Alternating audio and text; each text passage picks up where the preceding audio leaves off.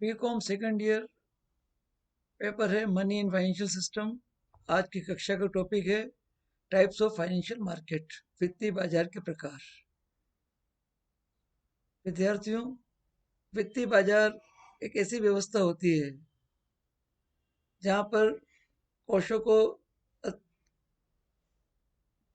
लेने वाले और कोषों को देने वाले दोनों अपने सौदों का निस्तारण करते हैं। यानी एक ऐसी व्यवस्था है जिसमें जिनके पास अधिक कोष है वह बाजार में विनियोग करते हैं, जिन्हें कोषों की आवश्यकता है, जिन्हें फंड्स की जरूरत है, वे फंड्स प्राप्त करते हैं। यानी जिन्हें विनियोग करना है, जिनके पास अधिक फंड है, वो इस बाजार में फंड्स को लगाते हैं। जिनके पास फंड्स की जरूरत है, जिन्हें वो फंड्स को प्राप्त करते हैं। इस प्रकार कोषों के या फंड्स के हस्तांतरण के लिए जो भी व्यवस्था की जाती है उस व्यवस्था को हम वित्तीय मार्केट कहते हैं, वित्तीय बाजार कहते हैं। वित्तीय बाजार का किसी स्थान से कोई संबंध नहीं होता, इसके स्थान की सीमाओं में से नहीं बांधा जा सकता है। जहाँ पर कोषों के हस्तांतरण की व्यवस्था होती है उसे हम वित्तीय बाजार कह सकते हैं। वित्तीय बाजार के कई प्रकार हमें देखने को मिलते हैं। अवधि के आधार पर भी उन्हें वर्गीकृत किया जाता है, उपकरणों के आधार पर भी वर्गीकृत किया जाता है, अन्य सेवाओं के आधार पर भी वर्गीकृत किया जाता है। तो आइए आज वित्तीय बाजार के प्रकारों पर हम चर्चा करते हैं। वित्तीय बाजार के प्रकारों के अवधि के आधार पर अगर विश्लेषण किया जाए या वर्गीकरण किया जाए तो दो बाजार हमें देखने को मिलते हैं। एक तो मनी मार्केट, दूसरा कैपिटल मार्केट।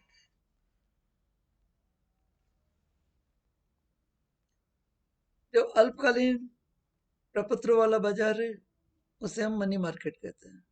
या शॉर्ट टर्म और मीडियम टर्म ट्रांजेक्शन्स होते हैं, यानी अल्पकालीन और मध्यमकालीन ट्रांजेक्शन्स, लेन देन जहाँ होते हैं उसे हम मनी मार्केट कहते हैं।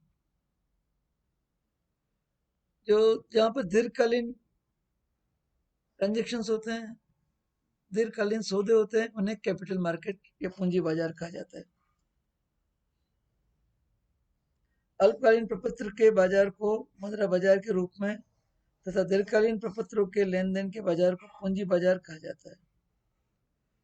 वित्तीय बाजार में ये दोनों बाजार मुख्य बाजार के रूप में क्रियाशील रहते हैं। अवधि के आधार पर वित्तीय बाजार के ये दो प्रकार वित्तीय बाजार को कोषों की गतिशील करते हैं। जब वित्तीय संस्थाएं विनिमय बिल, अल्पकालीन ऋण पत्र आदि प्रतिभूतियों में लेन देन करती है तो मुद्रा बाजार की गतिविधि कहलाती है। जब वित्तीय संस्थाओं द्वारा अंश पत्रों, दीर्घकालीन ऋण पत्रों, सरकारी प्रतिभूतियों से लेन देन किया जाता है तो यह दीर्घकालीन पूंजी बाजार की गतिविधियां कहलाती है। सामान्यतः मुद्रा तथा पूंजी बाजार में कार्य संस्थाएं समान होती है, फिर भी मुद्रा बाजार में बैंकिंग संस्थाएं अधिक सक्रिय होती है तथा पूंजी बाजार में गैर बैंकिंग संस्थाएं अधिक सक्रिय होती है। तो मनी मार्केट और कैपिटल मार्केट में फिजिकली बहुत अंतर नहीं होता। जो संस्थाएं उसमें क्रियाशील रहती है वे संस्थाएं लगभग समान होती है, बैंकिंग और नॉन बैंकिंग इंस्टीट्यूशंस। जब अल्पकालीन सौदे किए जाते हैं तो उसे मुद्रा बाजार की गतिविधि मान लेते हैं, यानी अल्पकालीन ऋण पत्र हैं, अल्पकालीन सिक्योरिटीज हैं, शॉर्ट टर्म सिक्योरिटीज हैं।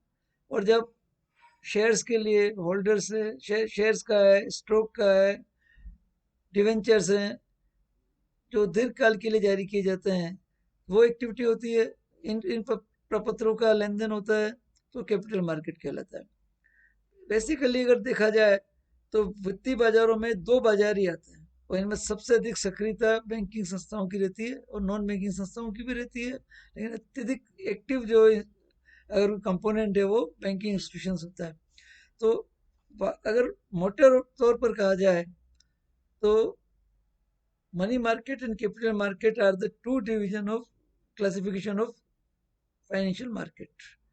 वित्तीय बाजार के दो ही मोटे मोटे तौर पर वर्गीकरण होते हैं, एक तो मुद्रा बाजार के रूप में, दूसरा पूंजी बाजार के रूप में। अगर आगे इनके और वर्गीकरण का विश्लेषण किया जाए तो फाइनेंशियल इंस्ट्रूमेंट्स के हिसाब के बेसिस पे भी इसको वर्गीकृत क्लासीफाई किया जा सकता है, वित्तीय उपकरणों के आधार पर भी किया जा सकता है। वित्तीय बाजारों में विभिन्न प्रकार के वित्तीय प्रपत्र प्रयुक्त होते हैं, जिन्हें वित्तीय उपकरण कहा जाता है। ये वित्तीय प्रपत्र विभिन्न कंपनियों तथा सरकार द्वारा जारी किए जाते हैं।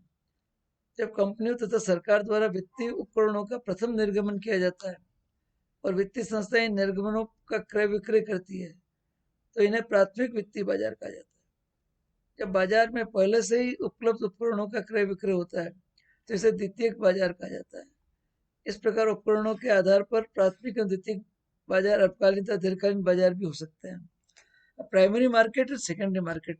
अब प्राइमरी मार्केट वो होता है जिसमें फर्स्ट इशू जिसका निकलता है, कोई भी शेयर्स हैं, डिवेंचर्स हैं, उनका प्रथम निर्गमन जो है वो प्राइमरी मार्केट कहलाता है। और पहले से उपलब्ध प्रतिभूतियों का जब निर्गमन होता है, चाहे शेयर्स है, डिवेंचर्स है, स्टॉक है, तो उसे सेकेंडरी मार्केट कहा जाता है। अब ये प्राइमरी मार्केट और सेकेंडरी मार्केट शॉर्ट टर्म भी हो सकते हैं, लॉन्ग टर्म भी हो सकते हैं। यानी मनी मार्केट जो है वो प्राइमरी भी हो सकता है, सेकेंडरी भी हो सकता है। कैपिटल मार्केट जो है प्राइमरी भी हो सकता है, सेकेंडरी भी हो सकता है। इसे अवधि के आधार पर भी इन मार्केट को डिवाइड किया जा सकता है, क्लासिफाई किया जा सकता है। तीसरा स्वरूप हमें देखने को मिलता है, जिन्हें हम अदर फाइनेंशियल मार्केट्स के रूप में रख सकते हैं, अन्य वित्तीय संस्थाओं के रूप में हम उसे रख सकते हैं। अन्य वित्तीय संस्थाओं में वित्तीय सेवाएं देने वाली संस्थाएं आती है, उधार देने वाली संस्थाएं आती है, जिसे फाइनेंशियल सर्विस मार्केट कहते हैं,